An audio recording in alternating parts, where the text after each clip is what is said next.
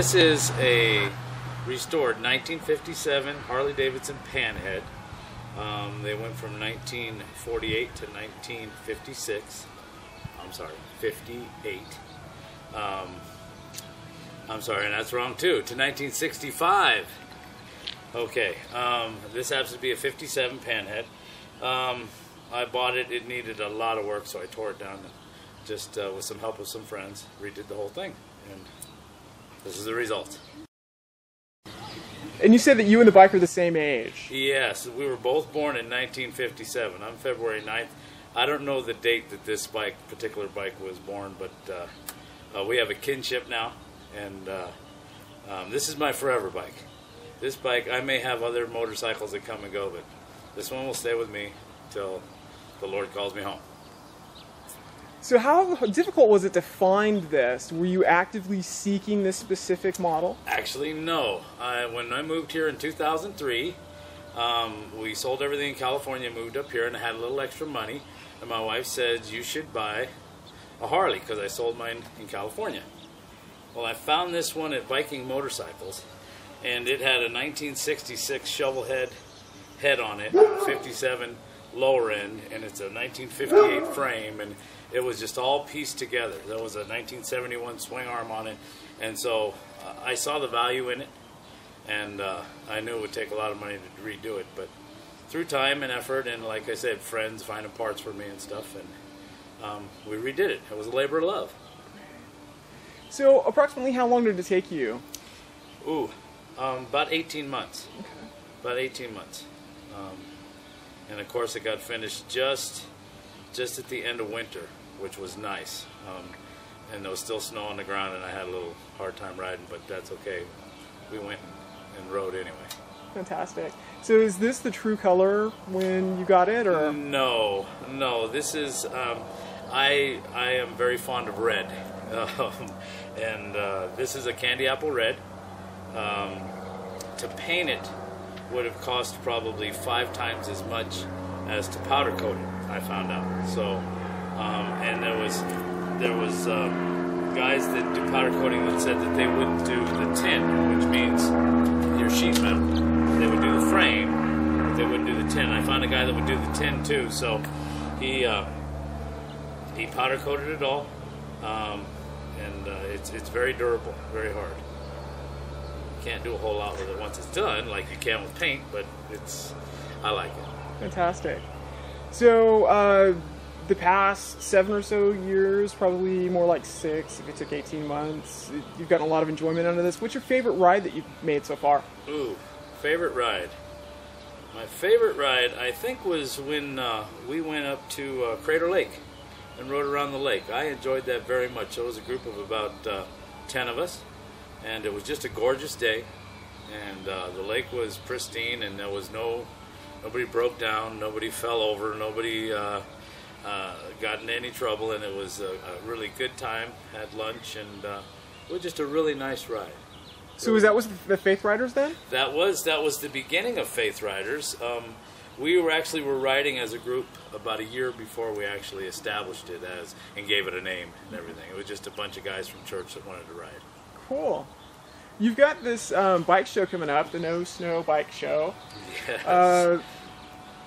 How does that work? Is everybody welcome, or? Well, we started it last year, and we called it the No Snow Bike Show because Jess Nunn, our vice president of our fellowship, and we are a fellowship, not a club, thought we should have a bike show in March, which is real iffy in Klamath Falls. So we called it the No Snow Bike Show, and having faith that it would not snow. And yes, to answer your question, it is open to all bikes, everybody. We had everything from little mini bikes to scooters to road racers to customs to choppers to stock bikes. There was 56 entries, and 72 bikes showed up. Wow. So it was, for our first one, it was very successful. And so we're having another one April 10th, and it's pretty much the same venue. There'll be some barbecue and some silent raffles, and there will be trophies for first and second place, and there'll be a best of show trophy, and be different classes: American stock, American custom, foreign stock, foreign custom, and then like road bikes. And it's a really good time, really is.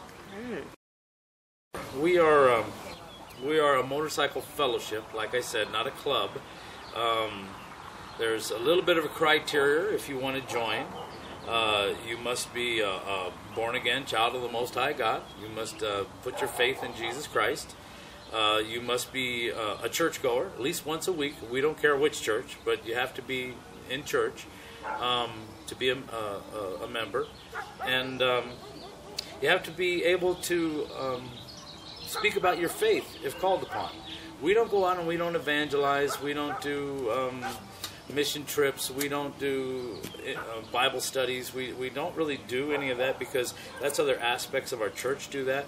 We're basically out there to show the world and the motorcycle world that you can have a really good time riding motorcycles without sinning or getting in trouble. You don't need to be, whatever that entails.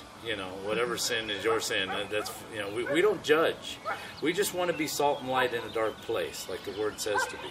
And we want to show guys that if you still love the lifestyle, but you're kind of tired of the dark side of it, there is a light side where you can come and enjoy yourself with guys who, we don't drink, we don't smoke, we don't chew, and we don't go with girls what do kind of thing, the old saying. But we have a great time, a really good time, We watch each other's back, and we provide venues. Like I said, we just got started, but we provide venues during the year. There'll probably be 5 or 6 different runs that we're going to have, and a food drive, and a food run, and maybe a poker run. That basically, just to show the community and help the community that just because you look at us and say, wow, there's trouble, it's not really. People judge a book by its cover, and that's not always true. You guys have had some really great public success. The Snowflake Festival, and then the Potato Festival down in Merrill. How much fun is that? Just to get together and to show the world that you can love Jesus and you can love your bike too. It was way cool. And that's basically how we got started. Like I said, we were just a group that got together and did stuff. And Jess Nunn again said, hey, they're having a parade down in the Potato Festival. And then why don't we just get a bunch of bikes and go down there and I can get us in the parade? I said, okay.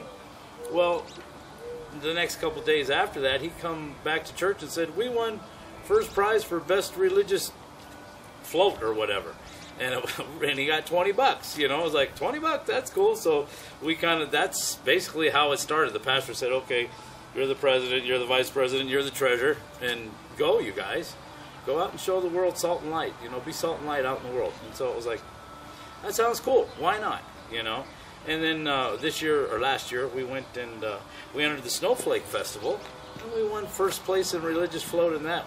One of the guys from church worked for Bullet Rental, and he got us a semi, and he drove it, and we decorated it and put a bunch of bikes on it, and the sign on the side said, wise men still seek him, and we had the nativity scene, and we were kind of riding after it, and it was pretty cool. And a lot of people pulled together to get it all together, put lights on it and all that, and we won a trophy, first place for best religious float, which is kind of, to us, that's kind of a sign from the Lord to keep going, Fantastic. So this is our second annual No Snow Bike Show, where we have, like I say, for the mission down in the Klamath Falls Mission, we're thinking of doing a food drive for them, a food run.